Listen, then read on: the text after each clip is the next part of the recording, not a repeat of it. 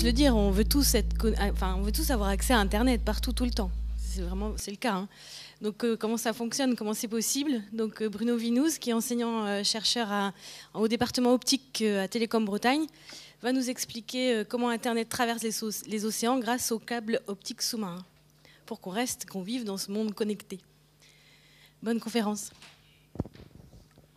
Merci Anaïg. Donc je m'appelle Bruno Vinouz, je suis enseignant-chercheur à Télécom Bretagne. Télécom Bretagne, c'est une grande école d'ingénieurs qui est située à Brest et qui appartient à l'Institut des écoles des mines et écoles des télécoms. Je suis prof depuis une douzaine d'années, je suis un jeune prof. Avant, j'étais dans l'industrie, j'ai travaillé une vingtaine d'années à peu près chez Orange, au centre de recherche de Lannion, sur les différents systèmes télécoms, en particulier ce qu'on appelle la couche physique, hein, les fibres optiques, voilà, les composants qui permettent de transmettre du signal. Ensuite, j'ai travaillé quelques années dans les startups autour des fibres optiques et des composants, et puis donc voilà, maintenant prof. Et puis ce soir, conférencier pour qu'on partage ensemble cette science extraordinaire qui permet, comme disait Anaïg, en cliquant sur une adresse web, d'aller chercher des informations au Japon, en Corée, aux États-Unis, voilà. Et peut-être que certains d'entre vous savent comment ça se passe. Donc l'objet de cette conférence, c'est vraiment de montrer ces éléments-là. Comment, concrètement, on peut aller chercher des informations, à travers les océans notamment. Alors, il y a un sommaire. On est là pour un petit moment.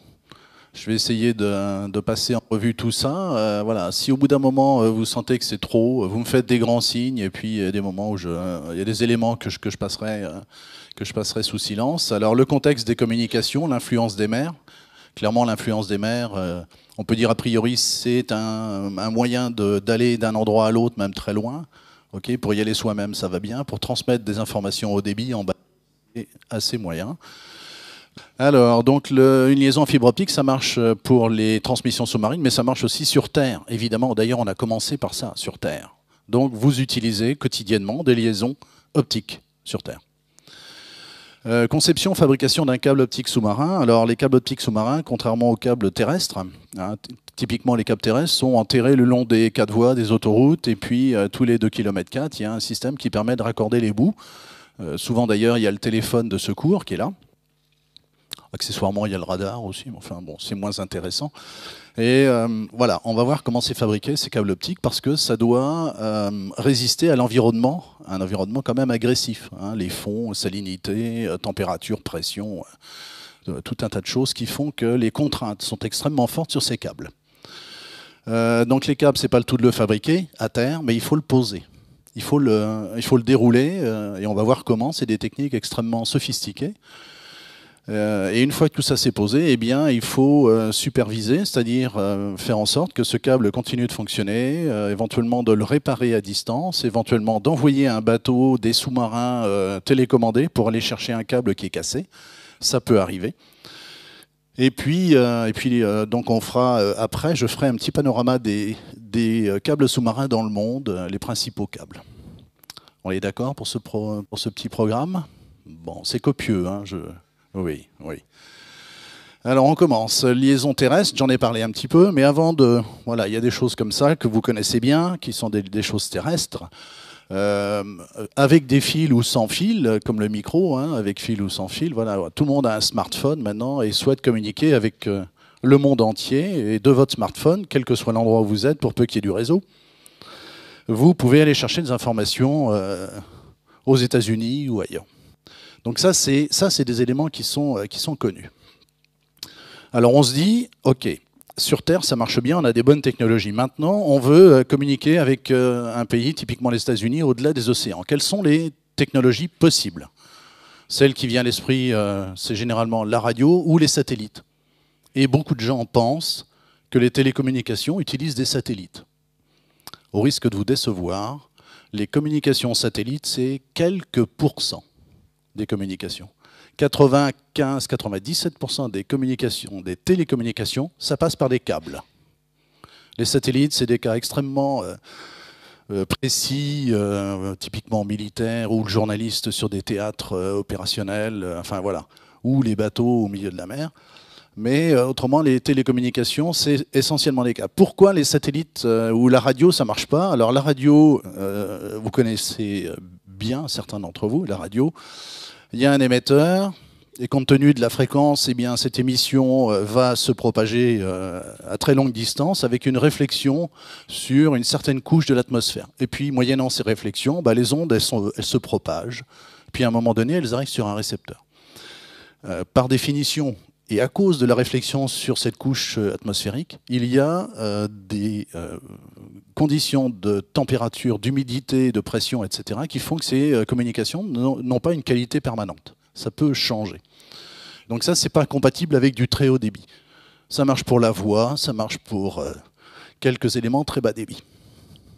Les liaisons satellites. Alors, liaisons satellites, voilà. Qu'est-ce que c'est qu'un satellite? Un satellite, pour faire simple, c'est un miroir amplificateur. C'est-à-dire qu'une onde lumineuse arrive depuis un centre d'émission. Cette onde, elle arrive sur le satellite. Accessoirement, l'altitude du satellite par rapport à la Terre, c'est un géostationnaire, 36 000 km pour y aller, 36 000 km pour revenir de l'autre côté. Voilà, donc l'inconvénient du satellite, c'est cette distance, 36 000 km, et donc le signal, il met environ quelques centaines de millisecondes pour aller du centre d'émission jusqu'au satellite, être amplifié, être réémis, revenir, puis être réinjecté dans le signal. Et ça provoque des échos à cause du délai de transmission. Donc quand vous téléphonez à quelqu'un et puis qu'il y a un écho, bon, c'est pas agréable. Et donc pour le très haut débit, ça marche pas bien. Qu'est-ce qui reste? Les liaisons fibre optique sous-marines. Donc avant de rentrer dans le détail, je vais commencer par vous montrer des câbles sous-marins. Donc il y a celui-ci. J'ai écarté les câbles métalliques qui servent d'armature. Et puis il y a celui-ci. Selon vous, un de ces deux câbles est utilisé pour les grands fonds et l'autre pour la zone du plateau continental, on va dire. Celui-ci, c'est pour les grands fonds ou c'est pour le plateau continental? Pour le plateau continental. Pourquoi? Question mécanique. On a des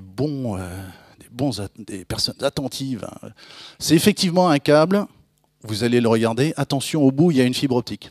Vous allez vous le passer, regardez, c'est un câble qui est conçu pour le plateau continental. Ça pèse lourd. Celui-ci, il est conçu pour les grands fonds. Il est conçu pour les grands fonds, et ça, ce câble-là, il peut être posé jusqu'à 8000, 9000 mètres. Je vous le passe. Attention, au bout, il y a des fibres optiques. Donc les câbles sous-marins sont des éléments qui nécessitent à la fois de la fibre, c'est le but, mais des choses autour de la fibre qui font que ça la protège. À l'intérieur, au milieu du câble, il y a un tube creux à l'intérieur dedans, et à l'intérieur dedans, il y a des fibres optiques. Voici le tube. Et le gros câble pour le plateau continental, on l'a sectionné, puis vous pouvez voir sur cette coupe les éléments constitutifs du fameux câble. Okay. Donc pendant que vous regardez ça et vous le passez, on va regarder ensemble ces éléments-là. Alors, le terrain de jeu, je ne sais pas si on peut dire terrain de jeu pour les câbles sous-marins, c'est quoi? Donc voici une carte mondiale avec les océans en bleu. On reconnaît ici la pointe bretonne, voilà. Et les câbles sous-marins, ça sert à quoi? Ça sert à transmettre du haut débit d'un pays à un autre pays, d'une ville à une autre ville, d'un continent à l'autre. Ici, on a typiquement une liaison optique sous-marine qui part de France, qui passe au Portugal, et qui, par l'intermédiaire de connexions en feston, on dit connexion en feston parce qu'en fait, ça vient connecter la périphérie du continent africain. Donc ici, on a un câble, voilà, qui s'en va au Maroc, qui s'en va Sénégal, etc., etc. Première option, les câbles en feston. Ceux-là ne sont pas très longs. Hein, typiquement, c'est quelques centaines de kilomètres, au pire quelques milliers de kilomètres, voilà, c'est pas très long. Autre possibilité, c'est carrément le câble qui part de Bretagne et qui s'en va aux États-Unis. D'accord? Donc là, 5000, 6000 kilomètres. quelques chiffres pour vous brosser le décor. J'ai représenté sur cette... En fait, c'est pas moi, c'est Nicolas Brochier d'Orange Labs à Lannion qui me les a gentiment communiqués. On a représenté ici la capacité équivalente d'un câble en gigabits par seconde. Giga, c'est 10 puissance. Kilo, c'est 10 puissance 3. Après les kilos, c'est les mégas 10 puissance 6. Après les mégas, c'est les gigas 10 puissance 9. Donc 10 puissance 9, c'est un 1 avec 9 zéros derrière. Un 1 avec 9 zéros derrière en bits par seconde, en données par seconde. En fonction du temps, l'histoire des câbles sous-marins de 1850 à... Bon, on est rendu ici, on n'est pas encore à 2050. Au début, les premiers câbles au niveau des câbles transatlantiques, c'était des câbles télégraphiques. Voilà. Sauf que le débit, à l'époque, dans les années 1860, pose du premier câble, 10 moins 10. Donc c'est l'inverse de tout à l'heure. 0, voilà. 10 zéros avant le 1. Là, ça veut dire quoi? Ça veut dire que ce câble-là, il faut à peu près 10 secondes pour transmettre un bit. 10 secondes pour un bit. Donc c'est vraiment très bas comme débit, mais à l'époque, déjà, on était content d'avoir ça. Pour envoyer le message, il fallait un quart d'heure, il fallait une demi-heure. Ça coûtait à peu près la moitié du salaire d'un ouvrier de transmettre un message de quelques dizaines de mots. Ça coûtait cher, très bas débit. Mais on était content parce que voilà, c'était possible. Et donc les câbles télégraphiques ont un petit peu progressé, mais pas beaucoup. Et à partir de 1950, il y a eu une révolution technique.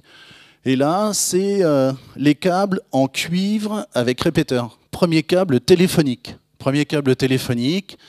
1960 jusque dans les années 70-80.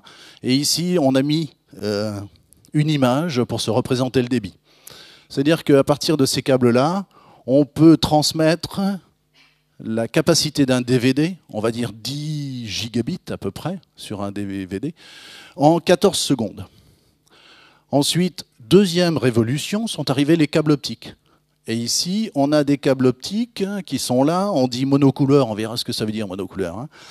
Câbles optiques, et ces câbles optiques ici, en particulier le premier, TAT8, c'est un câble qui transmet de la lumière et du haut débit, et cette lumière permet d'avoir une capacité de 8 DVD par seconde. Donc ça commence déjà à être très, très intéressant, 8 DVD par seconde. Les premiers câbles, voilà, les derniers, TAT12, TAT13. Et puis, deuxième révolution au niveau de l'optique, c'est toujours de la fibre optique, c'est toujours du très haut débit, mais cette fois-ci, on a trouvé des techniques, on dit multicouleur par rapport à monocouleur, multi-longueur d'onde. Et là, les capacités ont été multipliées par 100, 1000 assez rapidement. Et du coup, maintenant, pour le dernier câble qui a été posé, en 2002, câble Apollo, qui relie à côté de Lannion jusqu'aux États-Unis, la capacité, c'est 400 DVD par seconde. Et ce câble, il est chargé actuellement. Vraiment, ils font le plein. Alors, comment ça marche, un câble optique sous-marin? Donc ici, on a une station terrestre, la Bretagne. Et ici, à cet endroit-là, il y a le réseau télécom qui arrive et qui est connecté à une station terrestre. On appelle ça un centre d'atterrissement. Le centre d'atterrissement est au bord de la mer. Et connecté à ce centre d'atterrissement, eh bien, on déroule un câble. Et le câble, il est au fond de la mer. Sur la partie plateau continental, il est posé et enterré. On dit ensouillé. Et on va voir à quoi ça correspond. Et puis, au niveau du milieu de l'océan, oh là là là, au milieu du niveau de l'océan, eh bien, le câble, il est vraiment au fond de la mer. Régulièrement espacé, il y a ces choses-là qui représentent des amplificateurs. Parce que la fibre optique, certes, permet le haut débit, certes, des longues distances, mais bien qu'elle soit transparente, elle atténue. Il faut donc réamplifier. Donc, régulièrement espacé, typiquement tous les 60-70 km, il faut un amplificateur. Et puis, à l'autre bout, aux États-Unis, il y a le symétrique de ça. Et les amplificateurs, eh bien, ils sont alimentés par une extrémité et ils sont alimentés par l'autre extrémité.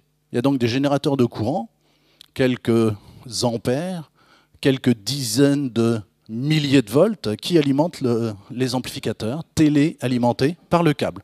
Donc dans les câbles qui passent dans vos mains, il y a une couche de cuivre, et cette couche de cuivre sert à alimenter en courant les amplificateurs.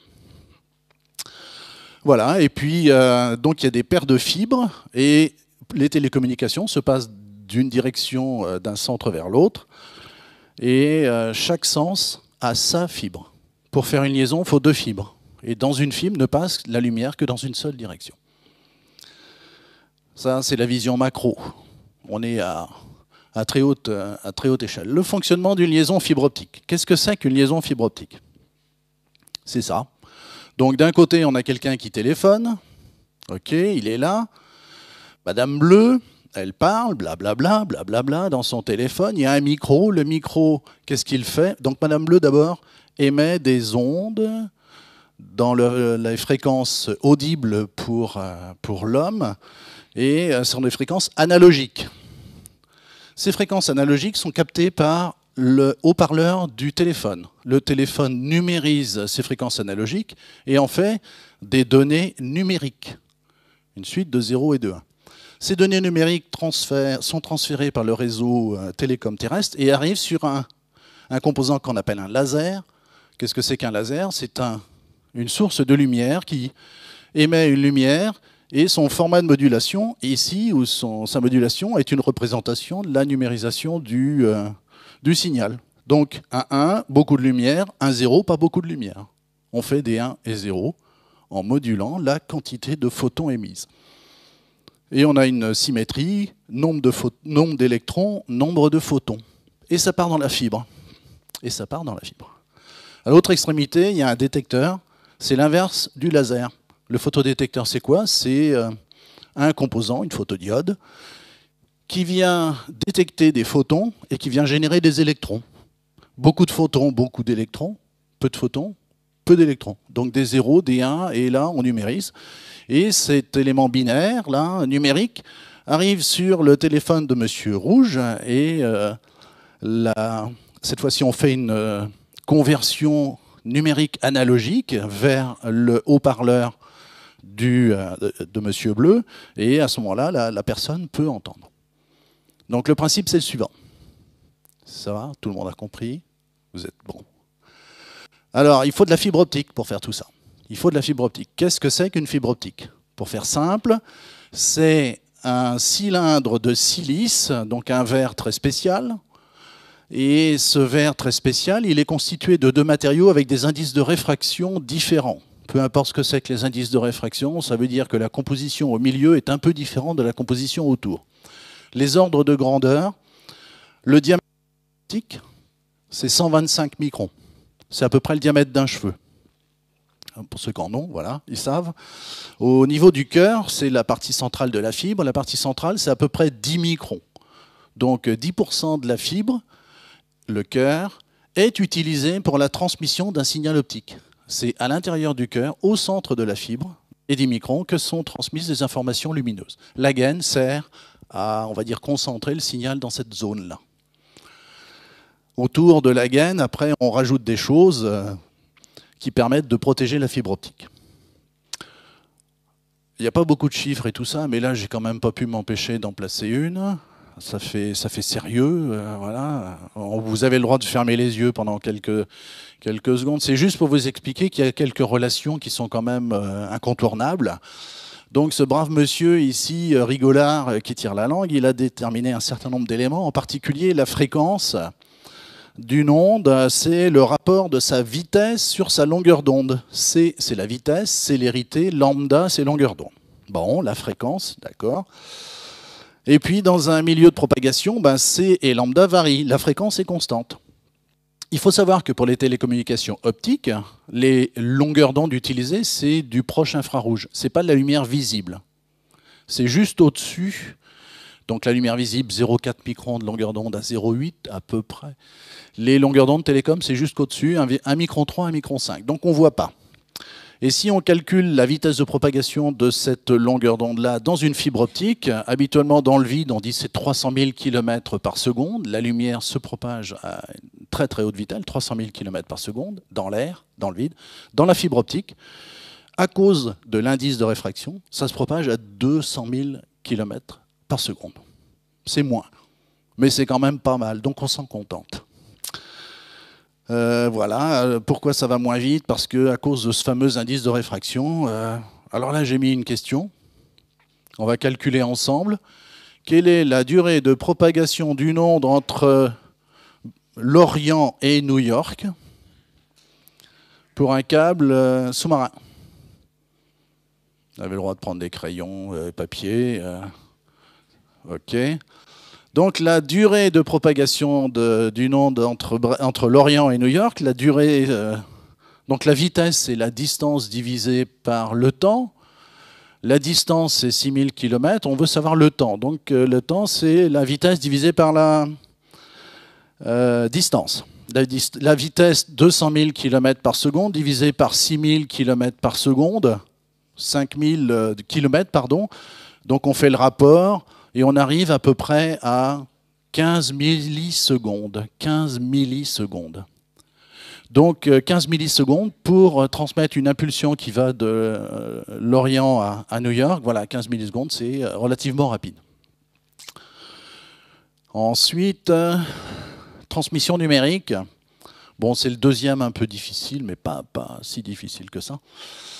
Une porteuse optique, c'est quoi une porteuse optique? C'est juste une longueur d'onde. Voilà, notre longueur d'onde qui sort du laser. On a dit petite puissance, petite quantité de lumière, grande quantité de lumière, petite quantité, grande quantité. Et un équivalent électrique, vous êtes plus habitués, en général on est plus habitués à ça, à des équivalents électriques. On a ici donc beaucoup de photons, beaucoup d'électrons, donc c'est plutôt un 1 numérique. Faible quantité de lumière, c'est plutôt un 0 numérique. Et puis ça part dans la fibre optique, puis à l'autre bout, si tout se passe bien, s'il n'y a pas trop de déformation du signal, pas trop d'atténuation, bon, il y a pas mal de conditions à respecter, eh bien on récupère quelque chose qui est l'image de ce que l'on a émis, et au niveau de la photodiode, elle récupère des 1 et des 0 qui sont l'image de cette variation d'amplitude. On dit qu'on module l'intensité, on parle de modulation. La fréquence d'une onde, 210 puissance 12, donc on était à 10 puissance 9, les gigas, 210 puissance 12. 10 puissance 12, c'est quoi? Terahertz. Donc 200 terahertz. La fréquence de l'onde, c'est 200 terahertz. 210 puissance 12. Et la durée d'une impulsion pour faire du 10 gigabits par seconde, je rappelle 10 gigabits par seconde, c'est l'équivalent d'un DVD par seconde. D'accord ?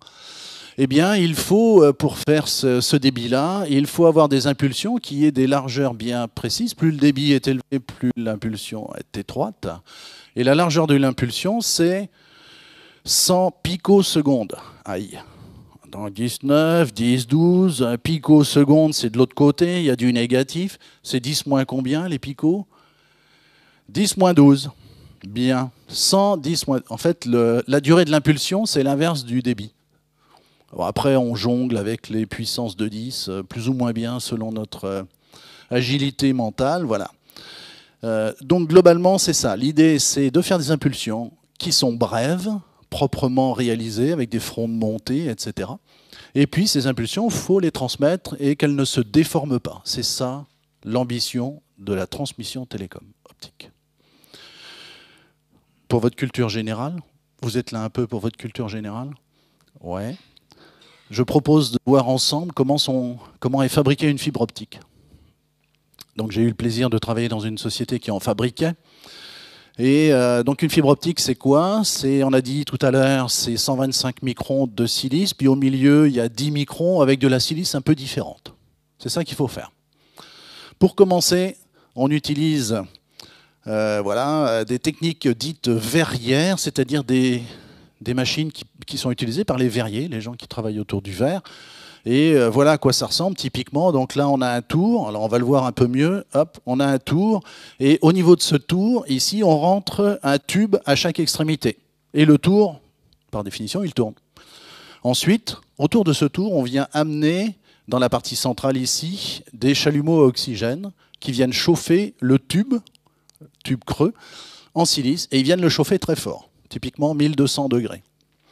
Et pendant qu'il est chauffé, on envoie des gaz contenant certains produits, typiquement phosphore, bore, fluor, enfin bref, il y en a d'autres. Et ces produits viennent se décomposer et se déposer à l'intérieur du tube. On tapisse l'intérieur du tube par décomposition thermique. D'accord ? Une fois qu'on a fait ça, le tube, il faut en faire un barreau. Et bien toujours sur le même tour, on chauffe encore plus fort. Et en chauffant encore plus fort, le tube, qu'est-ce qu'il fait? Il fond. Et pendant qu'il fond, on le fait toujours tourner sur lui-même de façon à ce qu'il ne se déforme pas. Et ce que l'on voit, eh bien, comme il fond, on voit que le tube se rétreint. Donc le tube en question, qu'on appelle une préforme, après le rétreint, très haute température, 1900 degrés, ça devient un barreau plein. Et à l'intérieur du barreau, qu'est-ce qu'on va retrouver? On va retrouver sous la forme d'une zone dense les éléments qui ont été déposés, qui ont tapissé l'intérieur du tube.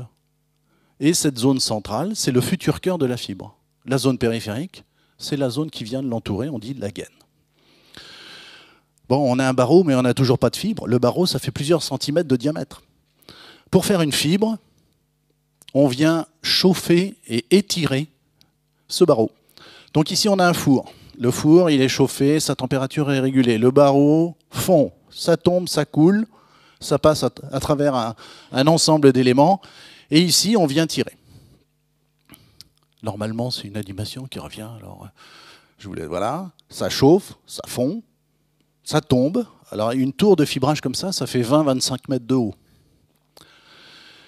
Ça, voilà, ça tombe. Ici, les premiers bouts sont pas très bons, donc on les coupe. Et ensuite, ça part sur un système de cabestan et c'est enroulé, voilà, sur un tambour. Bien.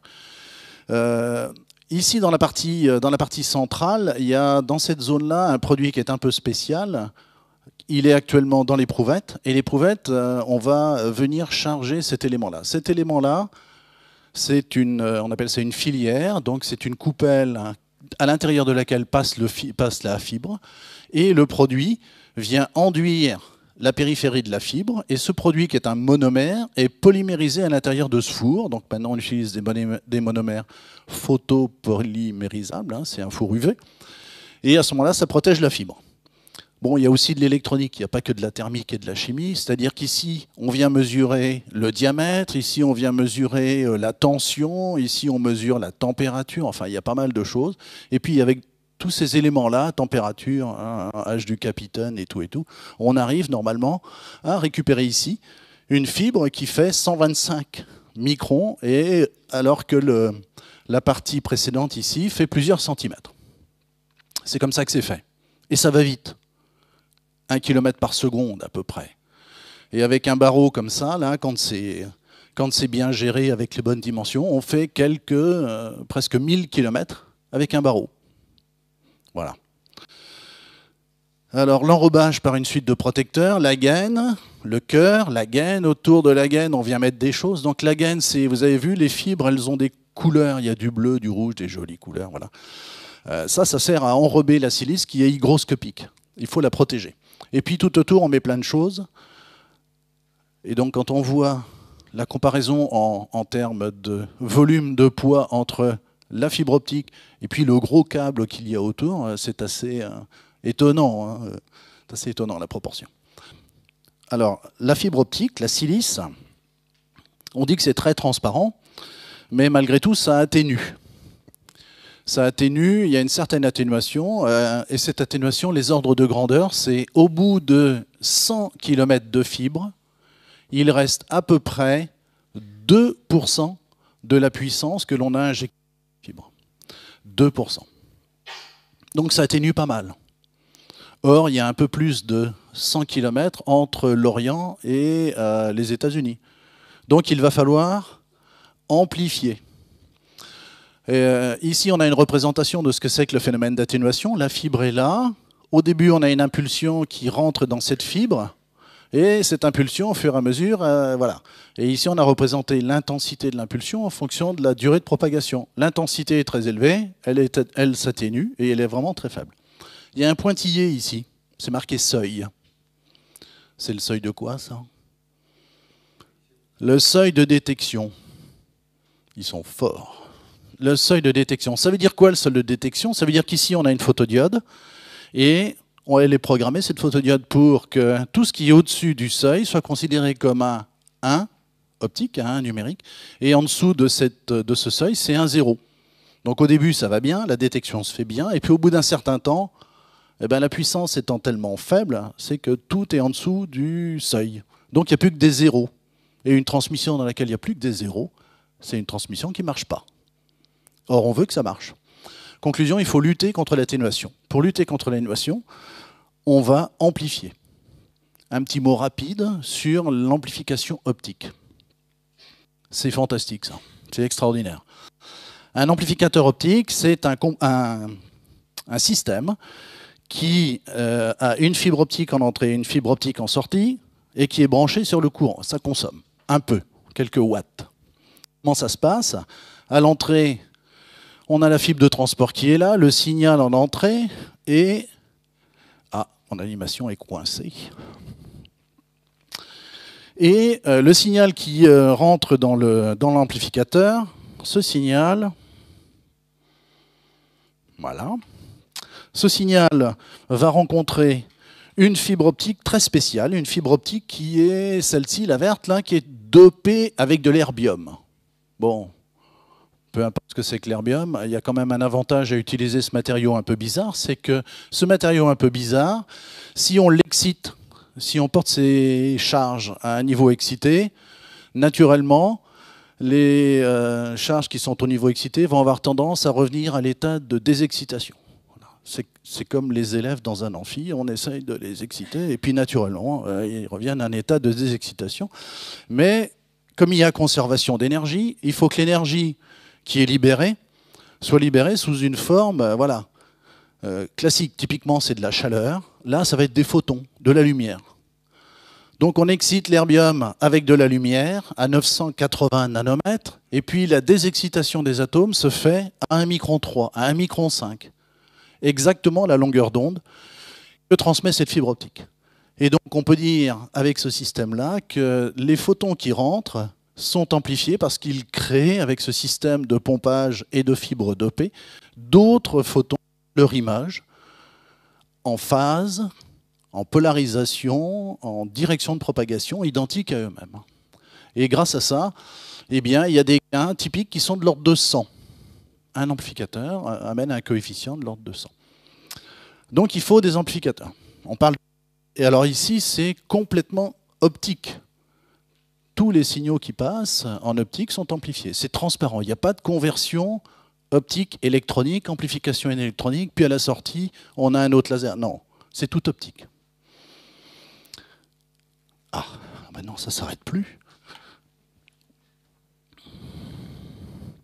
Alors voici à quoi ressemble un amplificateur optique pour les réseaux sous-marins. C'est comme des composants qui sont extrêmement sophistiqués et surtout qui doivent résister aux conditions de pression, de température. Typiquement, ça doit fonctionner à 6000 à 1000 km de profondeur ou 500, voilà. Et donc ici, on a ces amplificateurs qui sont assemblés en salle blanche avec les personnes qui ont leur combinaison pour éviter de polluer ces amplificateurs ici. Donc là, il y a des fibres optiques en entrée, une fibre optique en sortie. Il faut connecter l'alimentation qui va être transmise par le câble. Et voilà, il y a des éléments qui sont ici. Le stampli, il est ouvert. Ici, il est fermé, cerclé. Bon, accessoirement, il faut que ce soit étanche. Accessoirement, il faut que les extrémités soient souples pour pouvoir le déposer au fond de la mer. Bon, un demi-million de dollars quand même. Oui. Il en faut tous les 70 km. Bon, une centaine d'amplis entre l'Orient et New York. Voilà, c'est le prix à payer, mais c'est indispensable d'utiliser ces équipements-là. Pour augmenter la capacité des câbles sous-marins, on a dit fibre optique, c'est un laser, une fibre optique, un photodétecteur, un amplificateur. OK. Pour augmenter la capacité des fibres optiques en transmission, on va utiliser une technique qui permet d'injecter dans les fibres optiques non pas une longueur d'onde, mais plusieurs longueurs d'onde en même temps. Et chaque longueur d'onde va porter ses informations propres avec son format de modulation, son débit. Et donc on multiplie. C'est comme si on avait, par exemple, si on met dans un câble optique 80 longueurs d'onde, 80 couleurs, c'est comme si on avait en parallèle 80 fibres avec chacune leur couleur. Donc ici, ce système qui permet d'avoir n longueurs d'onde, n couleurs en entrée, un composant magique qui envoie toutes ces longueurs d'onde sur la même fibre, et puis un amplificateur régulièrement espacé, et à l'autre bout, on fait l'opération inverse. On dit démultiplexer, séparer ces couleurs, et on a pour chaque couleur le photodétecteur qui va bien. Donc le multiplexage en longueur d'onde a été une révolution qui a permis vraiment d'atteindre les très hauts débits. Alors une fois qu'on a fait ça, conception, fabrication d'un câble optique. Donc vous avez vu ce que c'est qu'une fibre, vous savez comment ça marche, vous savez qu'on peut mettre plusieurs couleurs, vous savez comment c'est fabriqué. Maintenant, on fait un câble optique parce que l'on veut faire un lien optique, typiquement entre la Bretagne et puis New York. Alors comment ça marche? Première étape, on ne s'occupe pas du câble, on s'occupe du fond de la mer. On détermine le trajet optimum entre l'Orient et New York. Pour déterminer le trajet optimum, on fait appel à des gens qui sont très forts. On est bien placé en ce moment, là. Il y a les gens de l'Ifremer.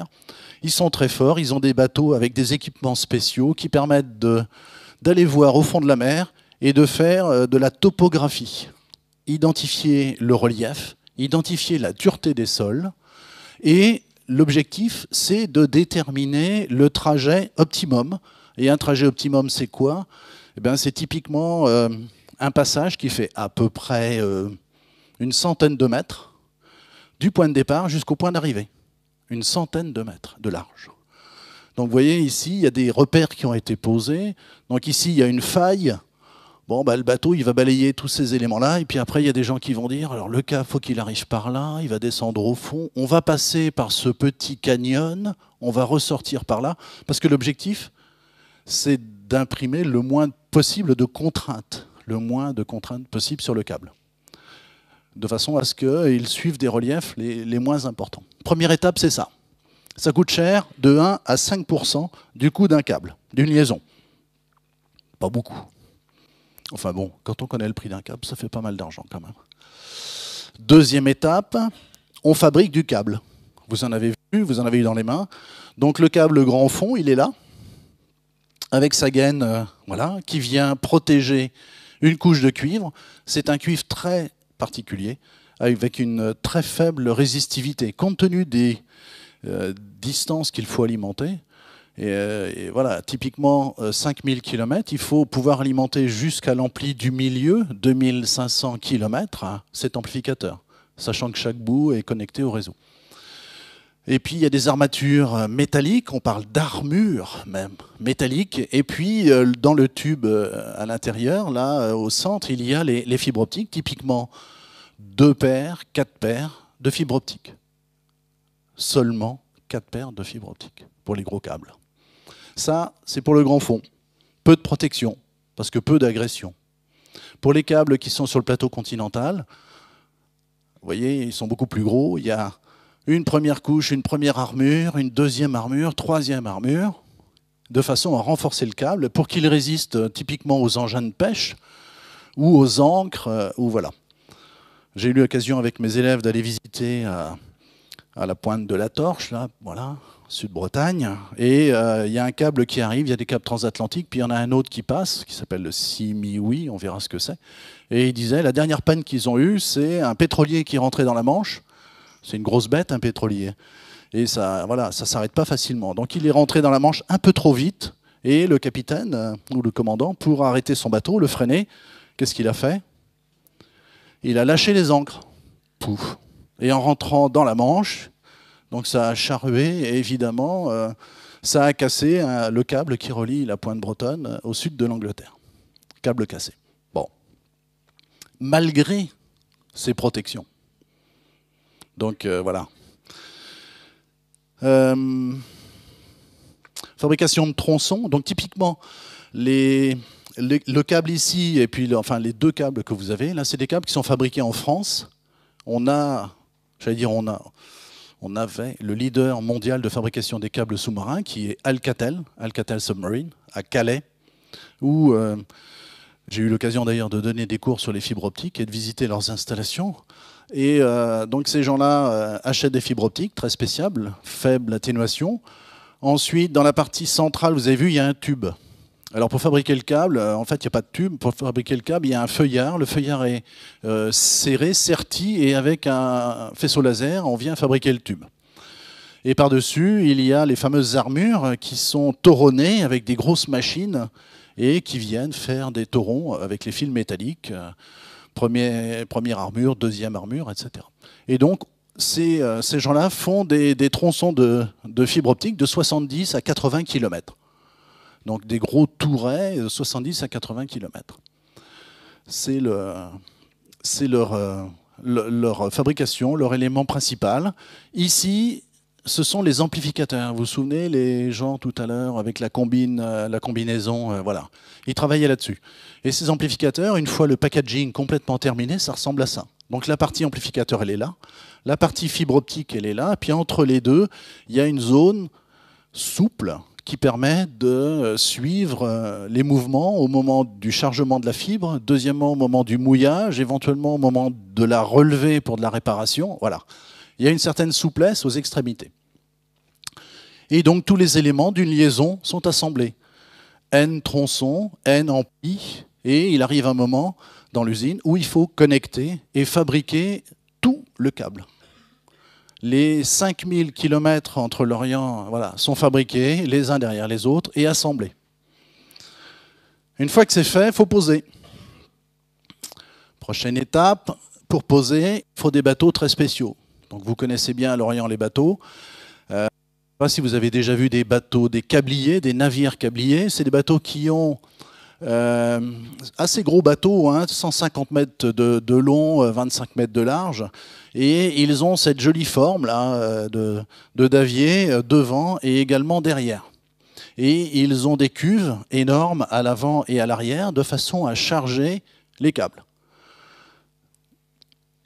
Pour charger les câbles, comme je l'ai dit tout à l'heure, c'est la totalité de la connexion Lorient-New York qui est chargée.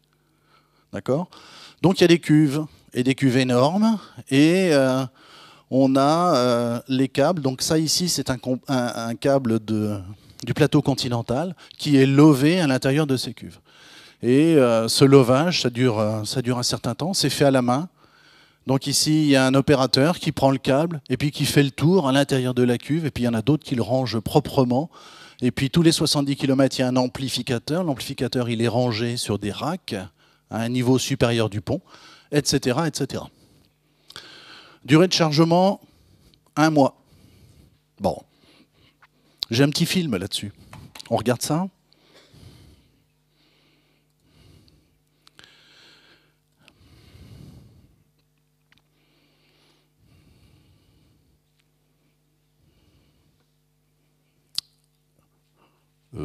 On va peut-être... Ah si, il se passe des choses.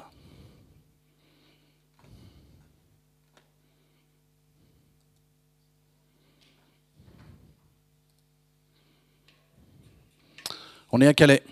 Alors c'est un film qui a été fait par Alcatel Submarine. Et il y a les bateaux, la mer, les goélands. Voici un bateau d'Alcatel. Et l'usine de fabrication est juste à côté du quai. Donc le câble transfère par des systèmes de poulies. Donc ça, c'est un câble grand fond, on reconnaît. Et par l'intermédiaire d'éléments de transfert, eh bien, voilà, il faut amener les câbles aux bons endroits. Ici, sur la droite, vous reconnaissez peut-être les amplificateurs sur les racks. Et il y a des connexions entre les sections de fil et l'amplificateur. Pour faire tout ça, ouais, il faut 1 mois. Il faut 1 mois à peu près pour 5000 km. Ça prend du temps. Ça, c'est les racks amplificateurs. Voilà. Tous ces câbles-là, c'est les alimentations des amplificateurs.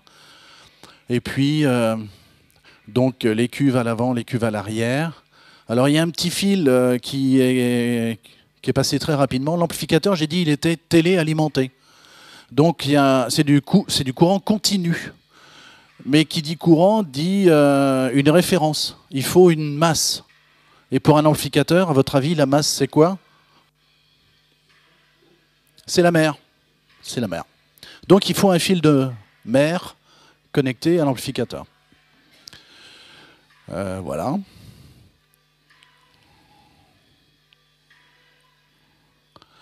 Vous avez vu tout à l'heure le poids du petit bout que je vous ai donné, hein, ça fait 2-3 kg, 20 cm. Voilà. C'est vraiment des gros éléments.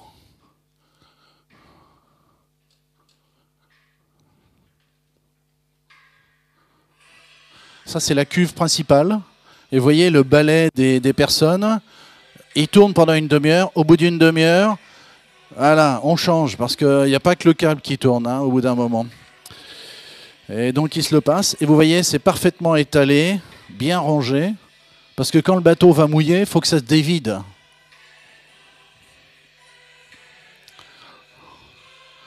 Donc voilà, c'est par là que le câble descend dans les cuves. Puis le niveau monte, le niveau monte, le niveau monte. Typiquement, dans une cuve comme ça, ils mettent 3000 km dans une cuve comme ça. Bon, voilà, bon, c'est un bateau, hein, il y a des choses que vous connaissez. Il y a de l'électronique. Alors, les navires câbliers sont des navires extrêmement spécifiques qui doivent avoir, en particulier, un système de positionnement dynamique extrêmement précis. Vous imaginez bien que quand le câble doit être mis sur un trajet qui fait 100 mètres de large à 5000 de profondeur, kilomètres de profondeur, il faut que le bateau soit positionné de façon très précise. Donc il a un système de positionnement GPS différentiel et avec des propulseurs, double propulseur d'étrave à l'arrière également. Et ça permet d'avoir un bon positionnement du câble. Alors, comment ça se passe la pose? Donc, on a fabriqué le câble, on l'a mis dans le bateau quitte Calais et il arrive à la Pointe Bretonne. Et à la Pointe Bretonne, eh bien, il y a ce qu'on appelle le centre d'atterrissement que l'on retrouve ici. Et il y a une partie du câble, une extrémité qui est connectée au centre d'atterrissement. Et dans ce centre d'atterrissement, il y a quoi? Il y a, pour faire simple, 3 grandes zones. La première zone, c'est l'alimentation. Donc l'alimentation, c'est le secteur EDF, typiquement 14 000 volts, quelques ampères, 3-4 ampères. Et donc, comme c'est du courant continu, le centre d'atterrissement de Bretagne, on va le mettre au pôle plus, et le centre américain, on va le mettre au pôle moins. Et puis, chaque amplificateur va avoir en plus son fil de masse, comme on l'a dit. Ça, c'est l'alimentation. Évidemment, ce sont des équipements extrêmement sensibles. Il faut imaginer qu'il y ait une panne d'électricité. Et ça arrive. Et donc, ces équipements-là ont des systèmes de secours automatiques. Donc, il y a une série de batteries, mais il y a des chambres de batteries avec des tonnes et des tonnes de plomb qui permettent de prendre le relais en cas de coupure automatiquement en quelques minutes. Typiquement, c'est 10 minutes. Et puis après, il y a des groupes électrogènes. Donc, le moteur diesel qui vient faire tourner un alternateur. Derrière ça, il y a un système de supervision qui est connecté à tout le câble et voit l'ensemble de l'installation. Typiquement, ici, dans le centre de supervision, ils testent en permanence le débit, le taux d'erreur, et également les aspects d'alimentation, quelle est la tension, etc. Et ils sont capables d'aller tester chacun des 100 amplificateurs. Éventuellement, de le réparer s'il y a une panne. Et puis le dernier élément, c'est les éléments télécom. Donc ici, il y a un gros routeur, on va dire, qui absorbe le débit du câble et qui transmet ce débit du câble vers le réseau terrestre. Voilà globalement comment c'est fait. Comment c'est posé? Voici le navire câblier. On amarre le câble à des bouées. C'est fixé ici. Ensuite, le bateau avance, le câble va jusqu'au fond. Ici, on voit qu'il y a un élément, et puis cet élément, il est traîné par le câble, il fait un trou. Ensuite, on arrive au large de New York, on ramasse cet élément-là. Au large de New York, ils ont fait la même chose de l'autre côté, mais sur une petite section. On connecte, et ça marche. C'est une vision extrêmement, comment dire, simplifiée, sinon simpliste. D'ailleurs, il y a une erreur majeure sur cette animation que j'ai copiée. En particulier, c'est ça. Ça, cet élément, c'est une charrue qui vient enterrer, on dit ensouiller le câble. Or, tel qu'il montre ici l'animation, on a l'impression qu'ils ensouillent le câble au milieu de la mer et sur le plateau continental, ils ne le font pas. Donc c'est l'inverse. Bien évidemment, on protège le câble dans la zone la plus sensible, sur le plateau continental. On sait que les chalutiers, maintenant, ils pêchent jusqu'à quasi 1000 mètres de fond. Il faut donc enterrer le câble jusqu'à 1500 mètres de fond. Il est enterré, avec cet outil-là. Et puis au milieu de la mer, il est juste posé. Voilà. Comment ensouiller et comment fixer le câble aux extrémités? Eh bien, il y a des éléments qui s'appellent des charrues. Donc le bateau, il est là. Il y a des bateaux servants qui ont amené le câble. Ici, il y a la pelleteuse pour enterrer et amener jusqu'à un point d'ancrage. Ah oui, je n'ai pas parlé du point d'ancrage. Le point d'ancrage, c'est un bloc de béton. Et dans ce bloc de béton, le câble arrive. Évidemment, il va jusqu'au centre d'atterrissement. Et là, il est bloqué grâce aux armatures, sur une grosse masse, de façon à ce que le câble qui va être tiré après ne bouge pas sur le plateau continental. Parce qu'à cause des courants, à cause des éléments divers, éventuellement une drague, une ancre, enfin voilà, des choses comme ça, ça lui tire dessus quand même. Donc ici, il est fixé à terre.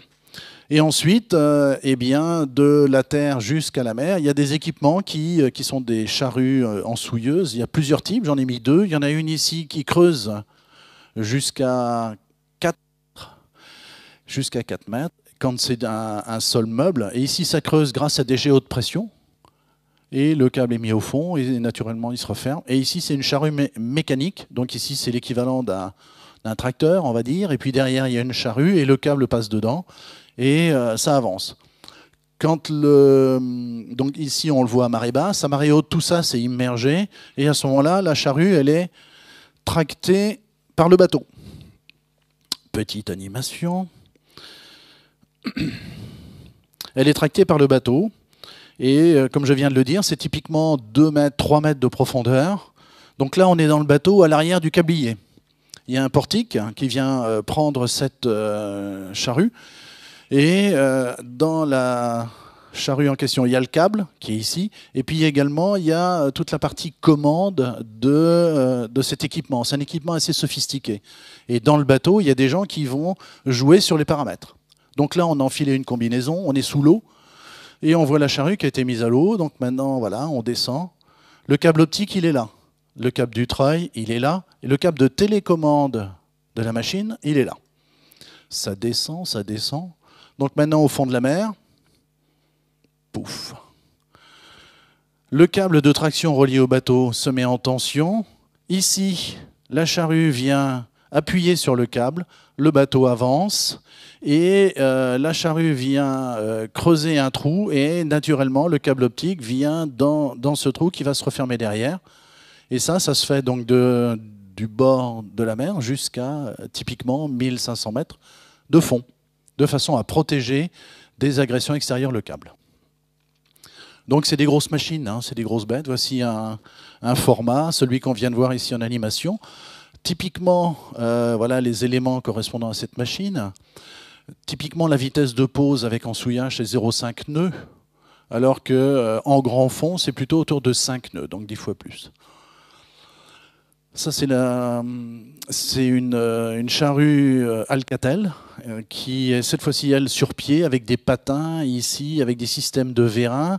À marée basse, sur terre, l'opérateur, il est ici. Et quand c'est au fond de l'eau, tout ça est relié avec les câbles de traction. Il y a des vérins qui permettent d'ajuster. Enfin, c'est des grosses machines. Mais on verra tout à l'heure, je vais vous donner des chiffres sur les taux de panne. C'est vraiment extrêmement intéressant. Et donc, le navire câblier, voilà, il charge, il est là, il a le câble qui se dévide derrière grâce au davier. Il se dévide de telle façon que la vitesse de défilement du câble est légèrement supérieure à la vitesse du bateau. Il faut mettre un peu de mou. Il faut mettre un peu de mou. Il ne faut pas que ce soit en tension trop forte. Donc, la vitesse du bateau est vraiment régulée et de façon précise. Ici, un robot est allé voir au fond de la mer. Là, on a un répéteur. Voilà, il est posé au fond. Tranquillement. Supervision, entretien, durée de vie. C'est bon? C'est toujours vivant? Ouais. Ah, en cas de tempête. Eh bien, ces bateaux, j'ai dit que c'était des bateaux extrêmement sophistiqués, pas tellement sur leur forme, hein, ils ne font pas très sexy, hein, mais en termes de propulsion, de stabilité, de manœuvrabilité, ces bateaux-là peuvent supporter voilà, des tempêtes importantes et des conditions de mer importantes. Néanmoins, au-delà d'une certaine vitesse de vent et de tempête, eh ben, ils arrêtent la pause. Donc le bateau se met à la cape, et il revient un peu sur la zone posée, et puis il attend que ça se passe. Et quand les conditions sont à nouveau acceptables, eh bien, il se repositionne, et il avance, et on dévide le cap derrière. Bonne question.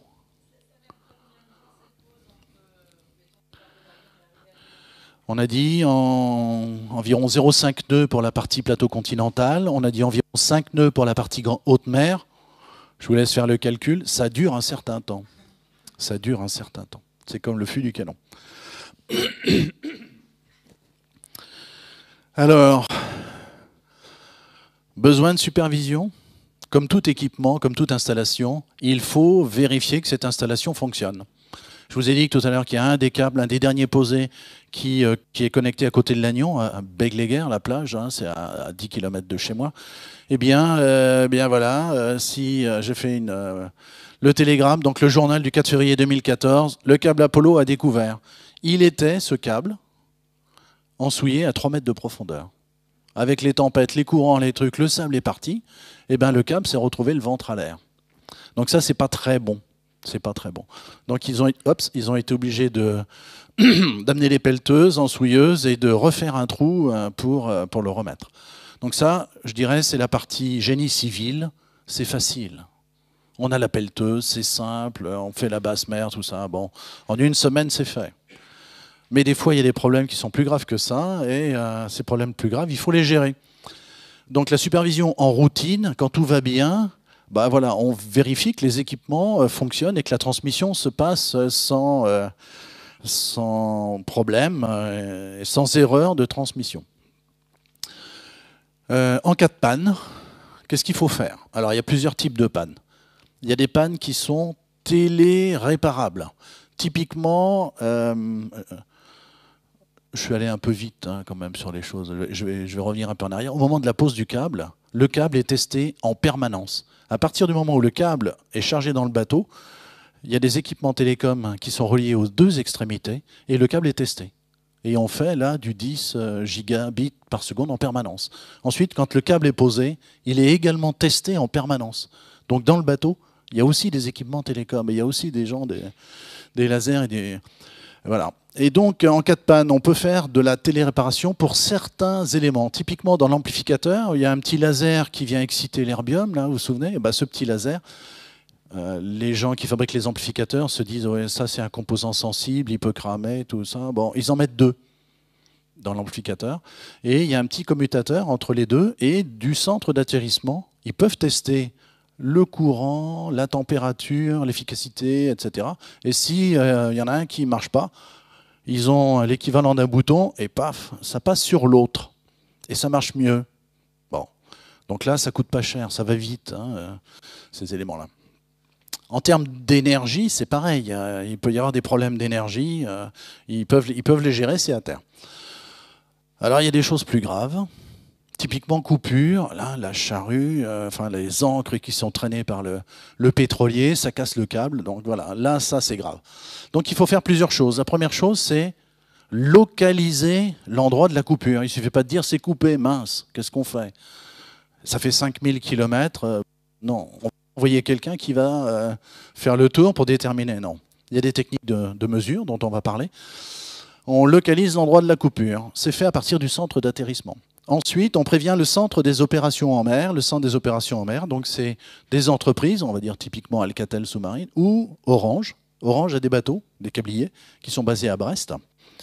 Et ces bateaux-là, à ce moment-là, vont directement sur l'endroit. Si c'est sur le plateau continental, ils peuvent faire descendre un robot téléguidé, on va voir ça. Si c'est en pleine mer, il faut aller le repêcher à 5000 km. Alors, comment on fait de la de la détection de distance, de défauts. Donc c'est une représentation simplifiée. On a ici ce qu'on appelle un équipement qui fait de la réflectométrie.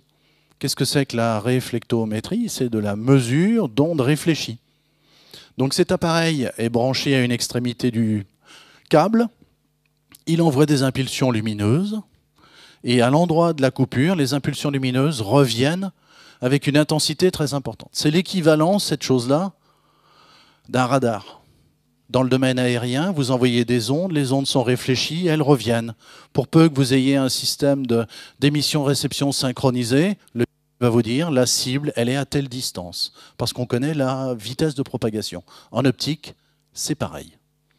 En optique, c'est pareil. Donc ici, on a le point d'origine, on va dire l'Orient. On envoie des impulsions lumineuses. Qu'est-ce qu'on voit? Donc le câble, il est symbolisé ici avec les amplificateurs qui sont là. On a l'impulsion optique qui augmente. Pourquoi elle augmente? Parce qu'à cette distance-là, il y a un amplificateur. Ensuite, l'impulsion, la puissance diminue. Pourquoi elle diminue? Parce que la fibre atténue, etc., etc. Et puis à un moment donné, paf, il y a une coupure avec à l'extrémité ici, l'équivalent d'un miroir, même si c'est un mauvais miroir. Et donc le système détecte ici une variation brutale de la puissance. Et comme on sait à quelle vitesse la lumière se propage, eh bien automatiquement le système ici vient nous dire, ben voilà, le tronçon est coupé à 364,25 km. Et la précision de ça, c'est le mètre. Quelques mètres. Donc on peut envoyer le bateau sur zone et il sera opérationnel. Alors un bateau, celui-là je l'ai photographié à Brest, là, il y a 3 semaines. C'est un navire qui est spécialisé justement dans la réparation des câbles. C'est des bateaux qui travaillent jusqu'à 9000 mètres de fond et ils ont des équipements non seulement de positionnement, mais en plus des équipements qui permettent de récupérer un câble. Faut aller le repêcher. Si c'est sur le plateau continental, on a l'impression que c'est plus facile. Il ne faut pas oublier que le câble, il est enfoui, ensouillé, 3 mètres de profondeur. Bon, alors s'il y a une ancre, probablement qu'il sera remonté dessus. Bon. Et pour réparer les câbles, eh bien, il y a des équipements vraiment très, très spécifiques qui sont à l'intérieur de ce bateau-là. Je vous ai mis les étapes de la réparation d'un câble. D'abord, repérer le câble. Ensuite, le désensouiller, le sortir. Ensuite, le couper. Ensuite, fixer les extrémités coupées, si jamais il est sectionné, à des gros ballons, des bouées qui remontent les extrémités à la surface. Épissurage des fibres. Épissurage, ça veut simplement dire on reconnecte, on soude les fibres, on les répare, on les reconnecte. Et en plus, on refait une protection mécanique. Et une fois que la protection mécanique est étanche, eh ben, on rebalance le câble à la mer. Les gens d'Alcatel m'ont dit, typiquement pour qu'un câble redescende à 2000 mètres, il faut une demi-heure pour qu'il coule, même s'il est très lourd. Alors les techniques pour repêcher le câble au fond de la mer, il y a plusieurs techniques. Il y a des techniques, on va dire, rustiques. C'est un grappin, une ancre, et puis on balance l'ancre à la mer et le bateau tire. Le filin est connecté à un système de mesure et quand la tension augmente, soit on a pêché un caillou, ou alors soit on a accroché le câble. Ou alors il y a les robots sous-marins qui sont philo-guidés. Alors à quoi ça ressemble les charrues sous-marines? Ça ressemble à ça. Donc il y a cette espèce de tracteur avec des roues. Il y a beaucoup de savoir-faire là. Ça paraît, c'est extrêmement complexe en fait cette zone-là, cet élément-là. Cet élément tracteur ici, il est connecté au bateau. Et puis derrière, on accroche un certain nombre, des éléments. Typiquement, une charrue pour repêcher un câble, ça ressemble à ça. Donc il y a une espèce de trépied, un élément supérieur. Voilà, ça peut être ça. Ça peut être autre chose aussi. Donc ils ont une belle collection. En fonction de la nature du fond, c'est mou, c'est dur, il y a des rochers, il n'y a pas de rochers. Il y a des choses qui sont, qu'on déforme, hein, le grappin, une ancre. Il y a même des choses ici assez rondes. Voilà. Tout est possible et chaque compagnie est assez jalouse de son savoir-faire pour repêcher le câble. Il y a beaucoup de savoir-faire. Apparemment, c'est plus facile de couper un câble que d'aller le repêcher, d'après ce qu'il disait. Donc ici, quand il y a du fond, mais pas trop non plus, il y a des robots qui existent. Ces robots, voilà, ça ressemble à ça. Il y a plusieurs technologies là aussi, avec des chenilles et énormément d'équipements. Dans le bateau ici dont j'ai parlé tout à l'heure, il y a une salle qui est extrêmement bien équipée. Et on a ici le spécialiste ou les spécialistes du robot connecté au bateau via un fil. Donc le robot, il est autonome en termes de déplacement. Par contre, toutes les commandes sont faites dans ce poste-là. Là, il y a les caméras, il y a tous les systèmes pour le faire avancer, éclairer, utiliser des pinces, etc., etc. C'est un vrai métier, ça. Alors, les équipements du ROV, donc ROV, c'est le robot, il a plusieurs choses. Hein, il a plus de bras que nous, hein, en général. Donc, il peut être équipé de pinces, il faut prendre le câble, pour amarrer, par exemple, la bouée qui va permettre de remonter ce câble. Il peut être équipé de buses haute pression. À quoi ça va servir, les buses haute pression? Pour le sortir du fond, le désensouiller. Voilà. Donc là, on envoie le Karcher, hein, et puis à ce moment-là, ils peuvent récupérer le câble. Il y a des cisailles, si jamais il est un peu abîmé ou alors coincé, s'il faut couper. Voilà, il y a un bras avec une cisaille qui est ici, avec des vérins. La cisaille est extrêmement mobile, 6 axes. Voilà. Il faut ça. Et puis, est-ce que c'est un système fiable, un câble sous-marin? J'ai mis quelques chiffres ici. Bilan des réparations des câbles sous-marins du monde entier, et il y en a beaucoup. Analyse des défauts sur la période 1997 à 2007. Un câble, quand il est acheté par un consortium, il a une garantie. C'est comme votre voiture, mais lui, il a une garantie de 25 ans. Ma voiture, elle n'a pas une garantie de 25 ans. Statistiquement, il y a une panne dans le câble sur cette durée de vie de 25 ans. Environ une panne sur les 25 ans de durée de vie. Ce qu'ils ont observé aussi, c'est qu'il y a 10 fois plus de dérangements sur les câbles à faible profondeur, typiquement les câbles qui sont sur le plateau continental, que sur les câbles grande profondeur. 10 fois plus, un rapport 10. C'est assez logique quand on voit les agressions qu'ils peuvent subir. Si la profondeur est inférieure à 200 mètres, il a été statistiquement détecté environ 2 défauts par millier de kilomètres. Si la profondeur est supérieure à 200 mètres, 0,2 défauts par 1000 km, 10 fois moins. 50% des défauts, c'est des actes de pêche. Alors, bon, les pêcheurs, moi j'aime bien les pêcheurs. Il y a des cartes marines qui existent. Sur ces cartes marines sont identifiées des zones où il y a les câbles. Et normalement, dans ces zones, on ne vient pas pêcher. Il se trouve que les poissons doivent être au courant qu'il y a des zones où on ne vient pas pêcher. Je ne sais pas s'ils ont le téléphone. Et des fois, il y a des pêcheurs qui disent ah, on va passer un peu à côté, voilà. Et puis des fois, ils passent trop près, et puis ils s'accrochent, et puis voilà. Bon. 30% des défauts, c'est des ancres. Ben oui, il y a besoin d'encre aussi. On a observé une division par 10 du nombre de défauts si l'ensouillage est supérieur à 1 mètre de profondeur. Les techniques d'ensouillage ne sont pas si vieilles que ça, hein, ça a à peu près une quarantaine d'années. Avant, le câble il était posé sur le plateau continental. Et comme c'était simplement posé, toutes les dragues, les chaluts, etc., ça s'accrochait dedans. Donc les gens ont pensé qu'il fallait les ensouiller, puis plus ça va, plus on les ensouille profond. Puis plus on les ensouille profond, et moins il y a de défauts. Voilà, ça paraît assez logique. Le coût d'une réparation, il faut savoir que c'est de l'ordre de quelques dizaines de milliers de dollars par jour. Il y a le bateau, il y a les équipements, ce sont des professionnels, etc. Ça, c'est une réparation. Le câble a été sectionné, on a remonté chaque bout, et puis ici, on a fait les fissures, et puis il y a une soudeuse ici, et puis on refait le packaging, et tout, et tout. On est presque rendu à la fin. Les câbles sous-marins dans le monde. Donc là, ici, je vais faire brosser un panel assez rapide de ce que c'est que le réseau optique sous-marin. Donc ici, voilà le terrain de jeu, l'Europe, la France.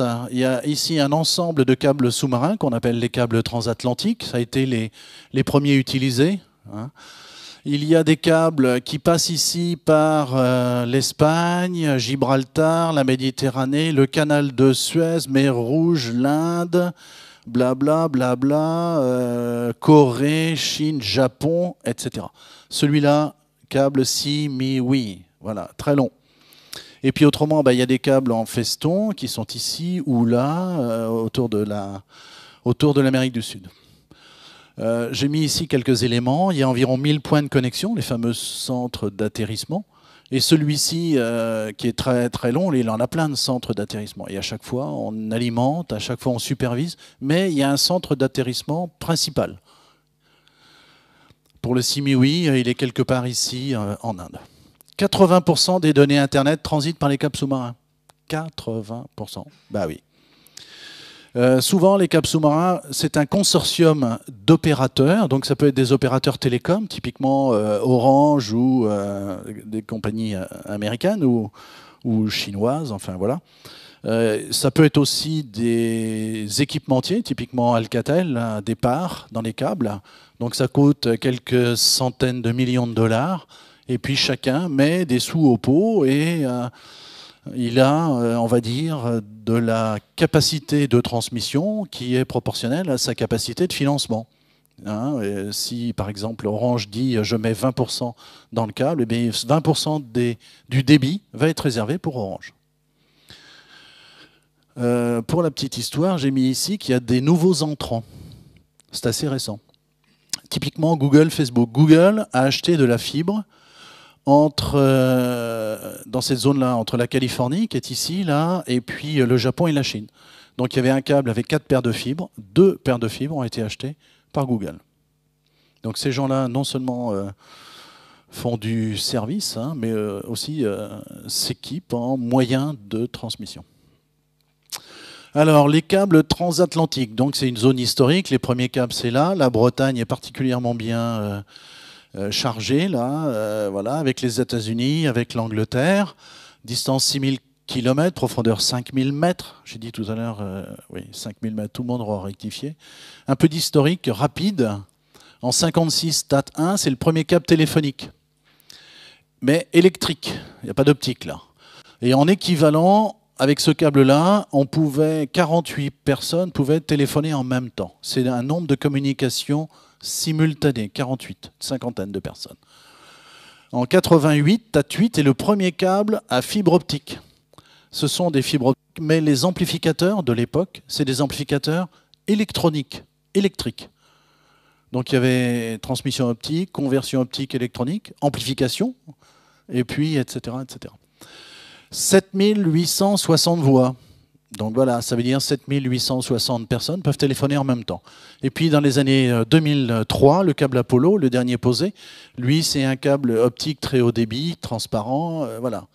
200 millions de communications simultanées. 200 millions de personnes peuvent téléphoner en même temps, ça passe dans le câble.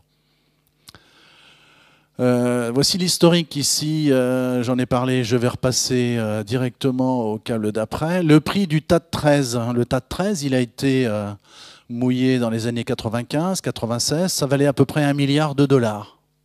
Bon, 1 milliard de dollars, c'est comme ça. La rentabilité des câbles en 96, c'est beaucoup d'argent, mais le retour sur investissement était extrêmement court, 2 ans. 2 ans. C'est vraiment très rapide.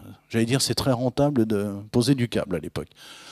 Les choses ont évolué d'une façon telle que la demande en câble a beaucoup évolué. Et maintenant, c'est plutôt 10 ans. Et puis votre connexion Internet, voilà, les prix ont baissé aussi. Au gigabit, on paye moins cher maintenant qu'il y a 20 ans. Le câble Apollo, que je connais assez bien, donc voilà, il est installé en 2002, 4 paires de fibres, nombre de couleurs, de longueur d'onde par fibre, 80 longueurs d'onde. Chacune de ces longueurs d'onde est modulée soit à 10 ou à 100 gigabits par seconde et par fibre. Donc il y en a quelques-unes, c'est 10, d'autres c'est 100. Ça fait 10 terabits par seconde. C'est combien téra déjà? 10 puissance 12. Bien. Et la capacité, c'est 200 millions de communications simultanées. Ça, c'était pour les TAT. Il y a des câbles africains. Et la France est assez bien positionnée par rapport à ça. Tout à l'heure, j'ai pris l'exemple de l'Afrique où on voyait des câbles en feston. Donc là, c'est le réseau de câbles sous-marins qui alimente l'Afrique. Le dernier qui a été posé, c'est le câble ACE. C'est un câble dans lequel Orange a pas mal de parts. Ça vient de Bretagne, là aussi, sud. Et ça part, ACE, African Coast to Europe. Il y avait d'autres câbles qui venaient de l'Angleterre, le câble WACS, West Africa Cable System. Donc le WACS, il alimente surtout les zones, on va dire, plutôt anglophones de l'Afrique, hein, historiquement, voilà, les liens entre les pays. Et puis il y a le EASY qui existe également et qui lui couvre plutôt la façade est de l'Afrique, pardon, est. Et puis on voit ici le début d'un autre câble qui est le CMIWI. Le fameux CMIWI, ça veut dire South East Middle East Cable. Donc il parle d'ici, Pays-Bas, blablabla. Il se connecte un peu partout. Pointe-Bretonne, il passe là, je l'ai déjà dit. Et puis il va en Australie et il va ici. Voilà. 39 000 km de longueur. Quand vous faites un clic sur un site typiquement, je sais pas moi, japonais, vous voulez voir le site Sony ou autre, voilà, la lumière fait ça, ce parcours-là. 2 paires de fibres, 48 longueurs d'onde, couleur à 10 gigabits. Alors ici, j'ai mis CMIWI 3, en fait, ça date un peu. Il a été optimisé plusieurs fois. Et on en est maintenant, je crois, à CMIWI 5. Il y a des projets. Il y a des gens un peu fous qui pensent au pôle Nord. Hein, on en a évidemment parlé en termes de navigation, de trafic de bateaux. Ça irait plus vite et ça coûterait moins cher de passer par les pôles si les glaces fondent. Certains disent que le réchauffement climatique est une bonne chose. Chacun jugera. Et donc il y a des gens qui pensent voilà, mettre du câble sous-marin par le pôle Nord. Il y a 2 projets. Il y en a un qui s'appelle Arctic Fiber et qui relie Tokyo à Londres. Tokyo à Londres, d'accord. Londres est là, oups. Londres est là, et puis Tokyo, voilà, c'est de l'autre côté. Et ça passe par ici l'Alaska, ça longe le Canada, voilà, et ça vient ici. Le projet, 650 millions de dollars. Bon, est-ce que ça va se faire? On ne sait pas trop. 15 600 km, bon. Et puis il y a un projet russe, le Rotax, par évidemment leur façade maritime à eux. Évidemment, il est un peu plus long, 2 milliards de dollars, encore plus cher pour des raisons qui sont liées à la topographie de cette zone-là. Conclusion. On est rendu au bout. Voilà, on a vu ensemble ce que c'est qu'une fibre optique, guide de lumière souple, transmettre de la lumière, très haut débit, peu de pertes, un peu quand même. Il faut des amplificateurs, mais très haut débit, très longue distance. Et ces fibres sont protégées dans un câble avec des armures, avec de la partie métallique extrêmement résistante, et c'est déposé au fond de la mer, éventuellement ensouillé. Par rapport à... Ça peut surprendre le faible nombre de fibres qu'il y a dans un câble. Ça peut paraître pas beaucoup. Mais en fait, ça suffit. Ça suffit pour des 10 puissance 12 bits par seconde. Donc les transatlantiques, le CMIWI, voilà, 2 paires, 4 paires. Des amplificateurs, il en faut régulièrement. Et puis, ça transporte 80% du trafic Internet mondial. C'est ce qu'on espère avoir démontré pour cette conférence. Je vous remercie de votre attention. Et puis, s'il y a des questions ou discussions, à votre service.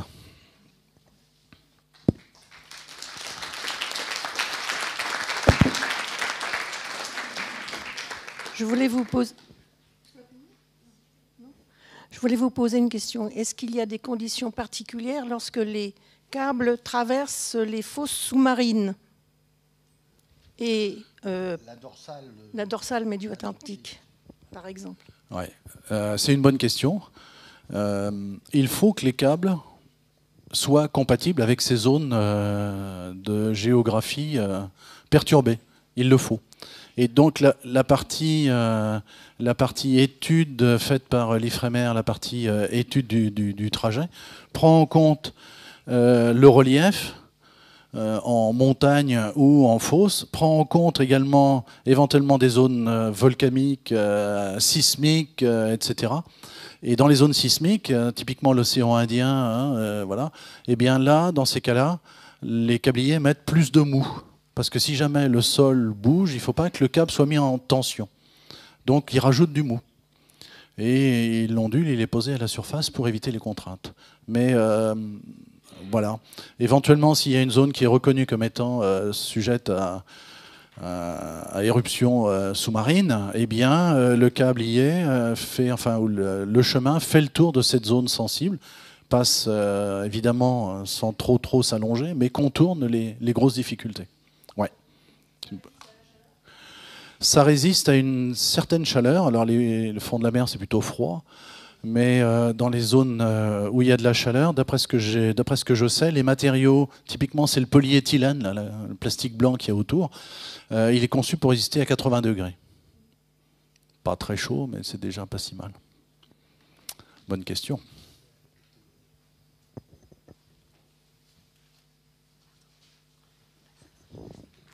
Ouais, dans la longueur du câble, il y a un pourcentage, enfin, d'erreur, je veux dire, parce qu'en fait, ils peuvent calculer, mais en fait, ils ne vont pas calculer au mètre près, ils calculent quelle est la marge d'erreur, c'est entre la longueur posée et la longueur calculée, éventuellement. Ça aussi, c'est une bonne question. Ils ont pensé à cette difficulté. Quand le bateau océanographique fait la mesure de la longueur totale, au moment de la fabrication du câble, en général, il rajoute un tronçon, typiquement 70 km. Et les 70 km permettent soit de jouer sur le parcours de façon plus ou moins volontaire, et éventuellement sur les zones de mou, etc. Mais encore une fois, le câble, quand il est fabriqué, il doit aller de la Bretagne à New York. S'il arrive à 50 km de New York, eh ben, ça pose un problème. Ça pose un problème. C'est comme de tomber en panne sèche, hein, on est bien d'accord. Alors il y a des solutions quand même, parce que c'est arrivé, évidemment, c'est arrivé. Donc dans ces cas-là, ils ont un peu de rab dans une cuve à part qui n'est pas connectée, et ils vont au centre d'atterrissement la connecter, et puis ils reviennent au câble et ils font une connexion qui doivent immerger, mais ça prend plus de temps, ça coûte de l'argent, il y a éventuellement des possibilités de défaut, de fuite, enfin, voilà. En général, c'est mal vu qu'on n'en mette pas assez dans le bateau, c'est pas bien vu. S'il vous plaît, je voudrais revenir sur la remarque que vous avez faite en ce qui concerne les accidents survenant au câble. Vous avez accusé les pêcheurs d'intervenir. Non, je n'ai pas accusé. Et moi, je voudrais vous faire remarquer une chose. Le Simiwi dont vous parlez, donc il traverse la Manche, mais il n'est absolument pas ensouillé. Donc c'est un petit peu anormal qu'il le soit plus loin. Alors là, Donc c'est la faute des câbliers. Écoutez, c'est une zone, notamment au large de la Cornouaille anglaise, c'est une zone qui est très propice à la pêche. Il y a énormément de bateaux qui sont britanniques et français. Donc je pense que là, il y aurait quelques précautions à prendre quand même, parce que bon, c'est facile de les accuser, mais c'est assez étroit comme zone, donc ils ne peuvent pas regarder quand même.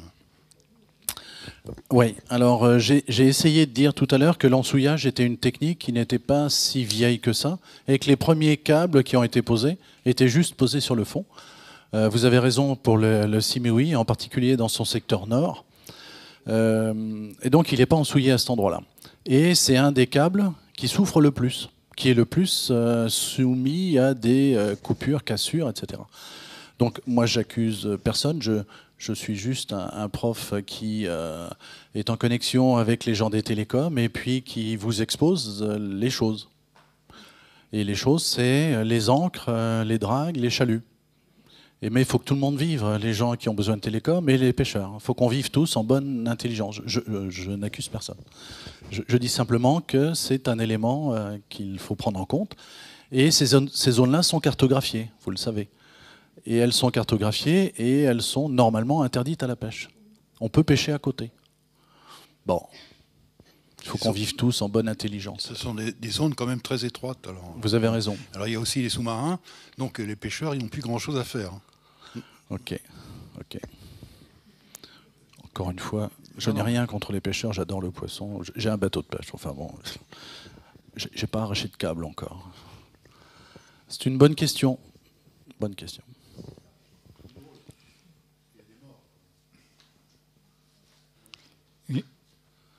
Une question sur le marché mondial. quelle place occupe la France sur le marché mondial de la pose des câbles, de la fourniture, de la construction et de la pose? Oui. Alors là aussi, le marché a considérablement évolué. Jusqu'il y a 15 ans, la France était le deuxième opérateur pour fabriquer et poser des câbles sous-marins. On était vraiment très bien positionné. Alcatel Submarine à Calais a des usines de production avec des câbles de très haut niveau, très grande fiabilité. Donc pendant longtemps, typiquement avec Orange, il y avait des partenariats forts entre opérateurs et équipementiers, et on était très bien placés. Il se trouve que la concurrence a joué. Le premier, c'était les États-Unis, et puis il y a eu d'autres entrants qui sont arrivés, qui fabriquent du câble, qui en posent, et donc maintenant notre place diminue. On décroît. Voilà. Maintenant, on est autour des 4e, 5e positions en termes de pose. Il y a des raisons de coût de fabrication, coût de main-d'œuvre, coût de marin, coût de matériaux. Voilà. Alors, il paraît que la technologie Alcatel est excellente. Après, il y a des compromis entre les éléments de coût, de durée de vie. Parce que les câbles, après, on dit ils sont posés pour 25 ans et garantis 25 ans. On s'aperçoit qu'un câble, globalement, il a une durée de vie de l'ordre d'une dizaine d'années. Au bout de 10 ans, on en met un autre. Ouais. Voilà.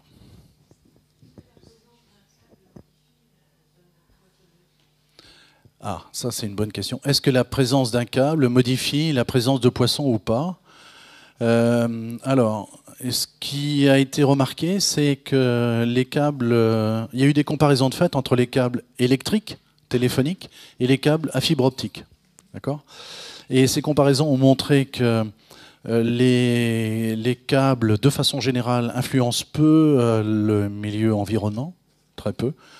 Et que les câbles optiques, il y a eu des études très sérieuses de fait. C'est par définition, c'est de la lumière qui passe, et donc il n'y a pas de perturbation électromagnétique autour de ces câbles-là.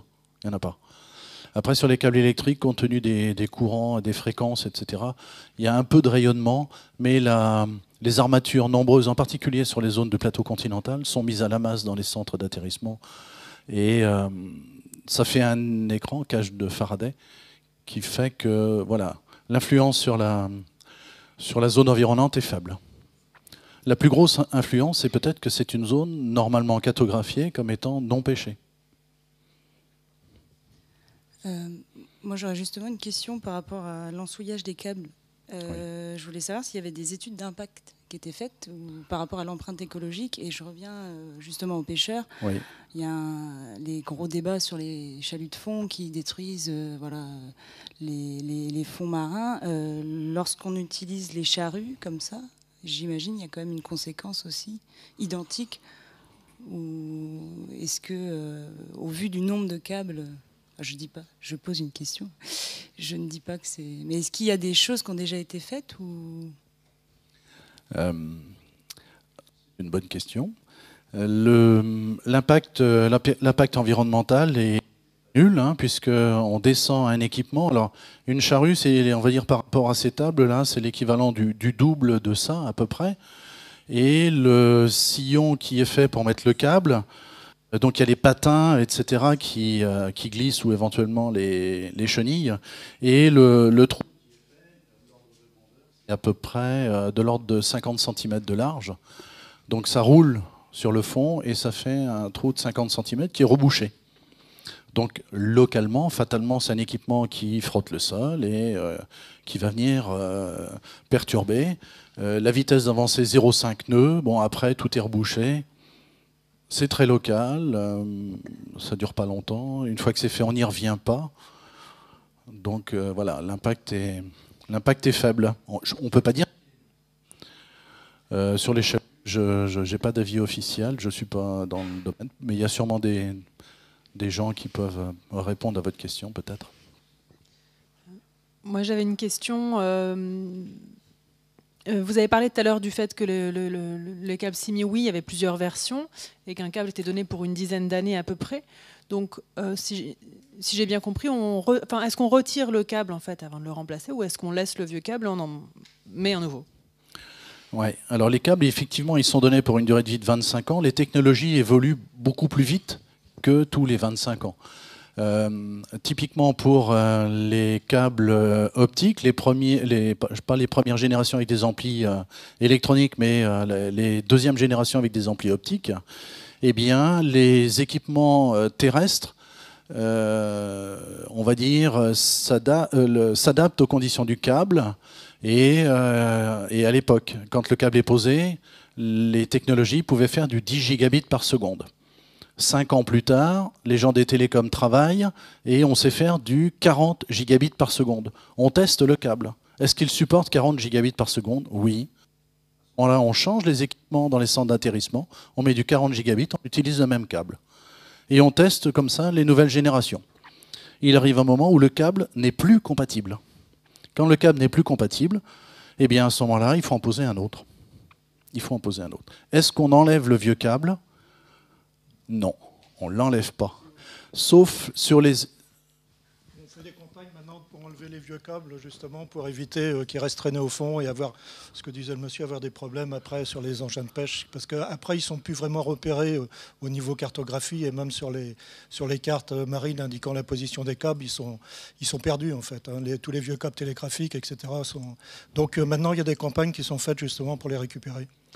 Excellente réponse que j'allais faire, sauf sur les zones du plateau continental, où on les retire et à cet endroit-là, effectivement, ça libère des zones.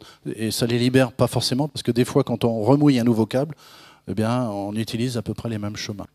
Mais beaucoup de ces câbles sur le plateau continental sont partiellement retirés. Dans les zones de grand fond,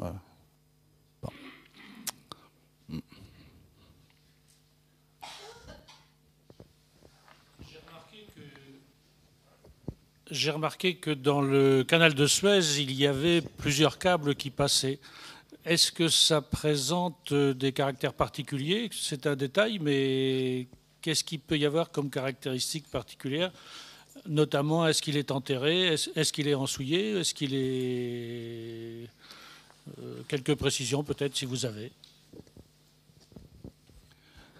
Alors, je ne suis pas un spécialiste du passage entre l'Afrique et l'Asie, mais c'est une zone qui, d'un point de vue télécommunication, est extrêmement importante, puisque on peut relier par ce canal de Suez via la Méditerranée, on peut relier les continents avec une route minimum. S'il n'y avait pas eu ça, il fallait faire le tour de l'Afrique. Donc vous imaginez le gain. C'est évidemment ensouillé à cet endroit-là, parce que les fonds sont peu profonds, hein, c'est assez faible. Et il y a un trafic maritime énorme, c'est un peu comme dans la Manche. Et donc, pour des raisons de protection, il est ensouillé. Après, une fois qu'on a dit ça, c'est pas une région qui est plus sujette à des perturbations qu'ailleurs. Il y a évidemment des phénomènes géopolitiques. Il y a des centres d'atterrissement qui peuvent être attaqués, il peut y avoir des mouvements, etc. C'est des choses qui arrivent. Bon. Mais c'est une zone de concentration de câbles, mais pas extrêmement critique pour les câbles optiques. Ça se passe bien. Oui, ma question ne concerne pas les câbles à fibre optique, mais est-ce que le câble qui relie Marseille à Alger, qui a été posé à la fin du 19e siècle, est toujours en service? Un câble télégraphique. Hein. Alors, je sais qu'il l'était jusqu'au milieu du 20e siècle, quoi. Alors, il n'y a plus de câbles télégraphiques en service, il n'y a plus de câbles téléphoniques électriques en service. Maintenant, il n'y a que des câbles optiques en service. Pour des raisons de coût, parce qu'il faut des centres de supervision, il faut alimenter, etc. Et puis la durée de vie des équipements est largement dépassée. Donc voilà, ces équipements, à ma connaissance, ne sont plus utilisés. Est-ce qu'on peut espionner un câble qui fait une transmission en fibre optique? Ah, c'est une question que se posent un certain nombre de personnes.